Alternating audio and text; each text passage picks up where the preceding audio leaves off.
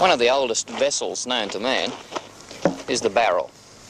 Now, you don't see too many wooden barrels around these days, and that's because the art of making barrels is one of those dying crafts. Now, we've come to the Swan Cooperage. It's in Western Australia, not far from Perth, to have a look at the way barrels are made. This is at the suggestion of Lucille Sorbello from Gosnells in Western Australia. She suggests that the way that George Lipka, that's a Ukrainian craftsman who's been doing this for 50 years, and his son Tony make the barrels, might make an interesting segment for our program. So, we'll have a look at that in just a moment, and we'll have a talk with Tony Lipka.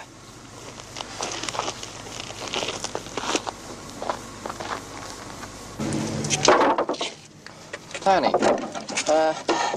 this business of making barrels, how long have you been doing that? Oh, about 6 years, I think, now. 6 years. And you learned it from your father, did you? Yes. When I left school, I started working for Dad. Is it a difficult thing to learn?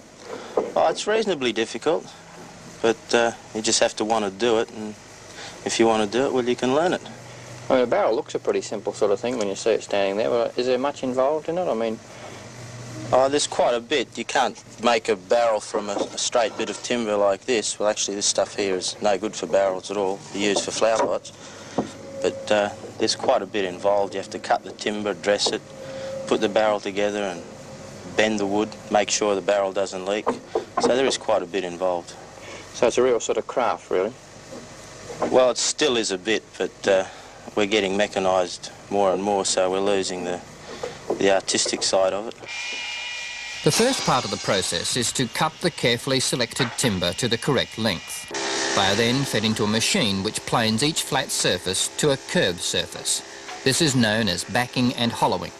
And although a machine carries out the hard work these days, George still casts his experienced eye over each piece to be sure it's perfect. The lengths of timber which form the walls of the barrel are known as staves and are now machined further to create a curved taper at each end and an angled edge. Each stave therefore has a wedge shape and is ready to be made into a barrel. The staves are now graded into thick ones and thin ones, for each barrel is not made up of staves of equal size.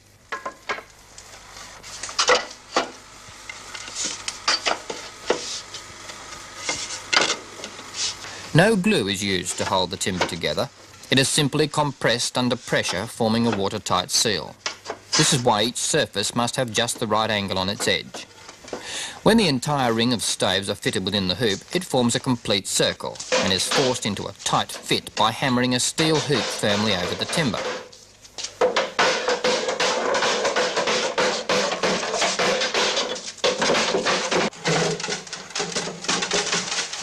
In order to bend the staves to the correct curvature, the entire barrel is now steamed for about 2 hours under an iron drum.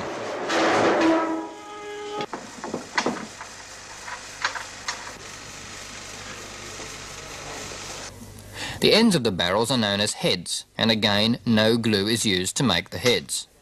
Tony uses doweling nails and thin strips of paper between each piece of timber. This is then cut into a disc shape.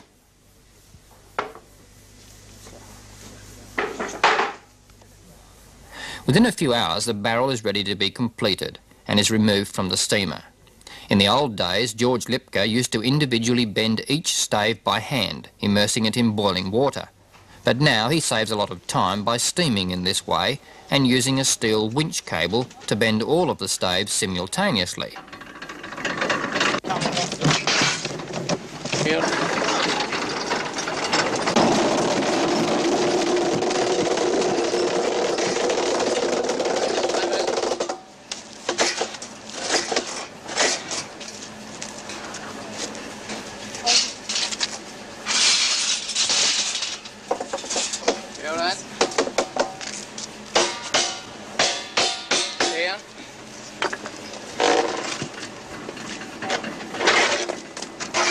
With the barrel now assuming its correct shape, George makes a heavy hoop for each end from strips of 12-gauge metal.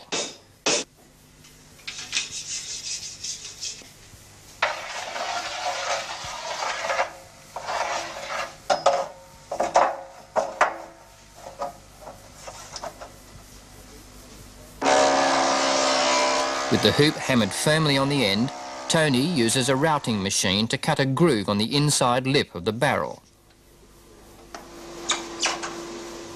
This groove will hold the head eventually, forming a watertight seal at each end. The head is forced into the groove with the end hoop removed and is finally held into place by the enormous pressure when the hoop is refitted and hammered hard on each end.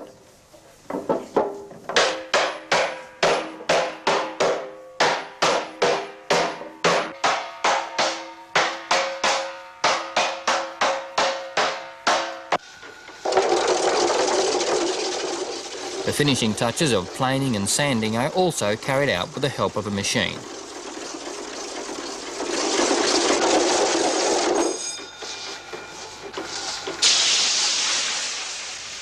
For George and Tony Lipka, Western Australia's only coopers, their 25 barrel a week output may not be enough to keep pace with Western Australia's growing wine industry, the principal users of the barrels. If this is so, the dying craft of the cooper may yet become a revived trade of the future.